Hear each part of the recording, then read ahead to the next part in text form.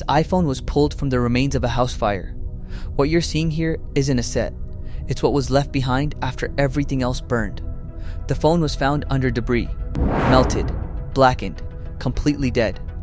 Apple classified it as unrecoverable, but the phone itself wasn't the problem. The data inside it was. Photos, messages, videos, documents. Things that don't come back once they're gone.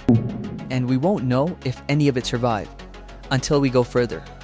Fire damage is different from water damage. Water corrodes. Fire destroys structure. Extreme heat warps boards. It fractures solder joints. It delaminates internal layers you can't see.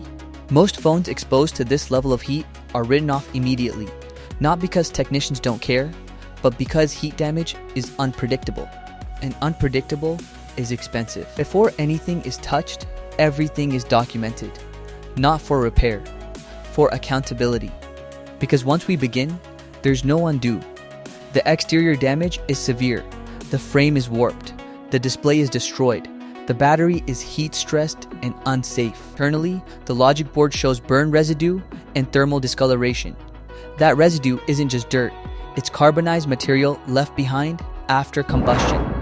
And if it penetrated deep enough, cleaning won't matter. I'm placing the logic board into a controlled cleaning solution. This doesn't repair anything yet. It softens burn residue so it can be removed without tearing copper traces underneath. Watch the liquid. It's already darkening. That color change matters.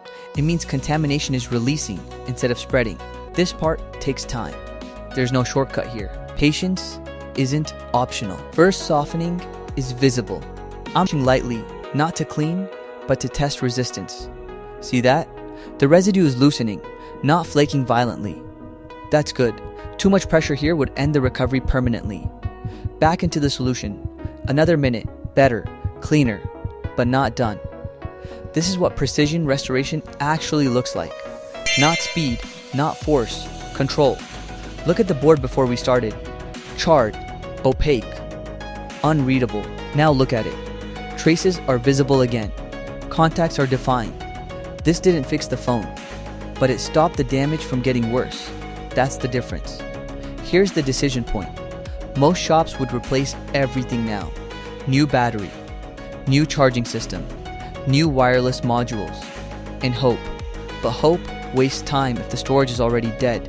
So we test first, the storage. Because if the storage responds, the data survived. And we rebuild around what works. If it doesn't, we stop. That's the call. We're bypassing damaged systems and communicating directly with the storage module.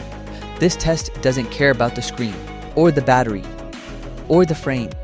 It only answers one question. The data still there? The system is responding. All sectors are readable. No critical errors. That means the storage survived the heat. Now we rebuild, carefully. The battery is replaced. It was heat-stressed and unsafe. The charging system is replaced. Thermal damage made it unreliable. Wireless components are replaced, but the logic board stays. And the storage stays, because they earned it. Most phones exposed to this level of heat never power on again. If the storage was damaged, this screen would stay black. Let's see. That logo shouldn't appear, but it did. Turning on isn't success. Verification is. Touch response. Cameras. Wireless systems. Everything checks out.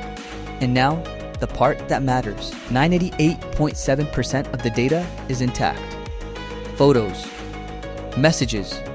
Videos, documents, not reconstructed, not guessed, recovered directly from the device, because the storage survived. What destroyed everything else? Fire doesn't always erase data. Panic does. Precision beats panic. Every time.